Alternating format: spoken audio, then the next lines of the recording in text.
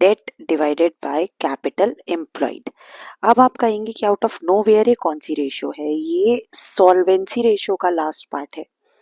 मैंने जैसे कि अपनी लास्ट वीडियो में आपके साथ सॉल्वेंसी के बाकी के सारे केसेस को शेयर किया है, तो एक बार आप इसको गो थ्रू कर लीजिए और मेरी प्रीवियस सारी वीडियोस को एक बार देख लीजिए कि मैंने कौन कौन सी जो हैं आपको सॉल्वेंसी रेशोज़ की टाइप करवा दी हैं।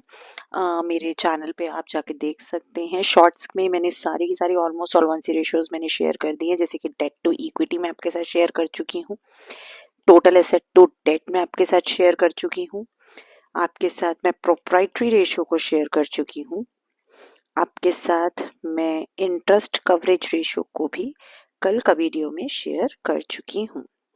ठीक है, आज मैं आपके साथ fifth type of solvency ratio share कर रही हूँ, जिसका नाम है डेट टू कैपिटल एम्प्लॉयड। और डेट टू कैपिटल एम्प्लॉयड का सिंपल एंड सॉर्टेड फॉर्मूला होता है date divided by capital employed.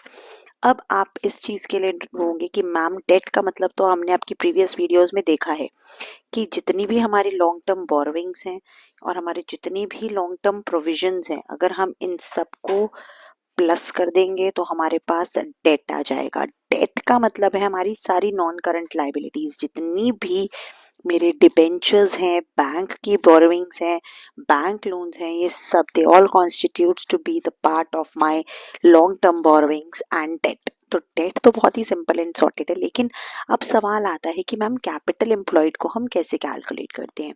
बड़े ही ध्यान से समझेंगे कि कैपिटल एम्प्लॉयड है क्या। कैपिटल एम्प्लॉयड का सिंपल सा मतलब ये होता है कि मैंने अपनी फर्म में कैपिटल, अपना जो मैंने पैसा है वो कहाँ से रेज किया, जिस पैसे से मुझे बिजनेस चलाना है उस पैसे को मैंने कहाँ से रेज किया।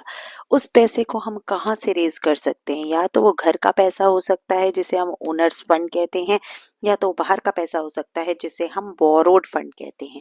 तो घर का पैसा हो गया मेरा शेयर होल्डर्स फंड, बाहर का पैसा हो गया मेरा बोरोड फंड।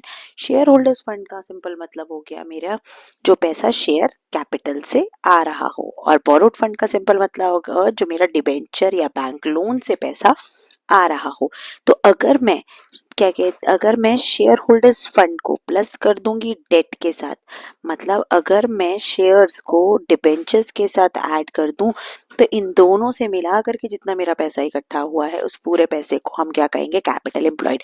कुछ मैंने बाहर से बोरो किया, कुछ मेरा घर का पैसा है, इन दोनों को जब मैं ऐड कर दूंगी तो मेरे पास आ जाएगा कैपिटल एम्प्लॉयड। तो मेरा कैपिटल एम्प्लॉयड का सिंपल फॉर्मूला क्या हो जाता है? सिंपल फॉर्मूला उसका हो जाता है इक्विटी प्लस डेट। शेयर्स को हम शेयर्स के नाम से रिप्रेजेंट नहीं कर सकते, इक्विटी के नाम से करते हैं, इसलिए मेरा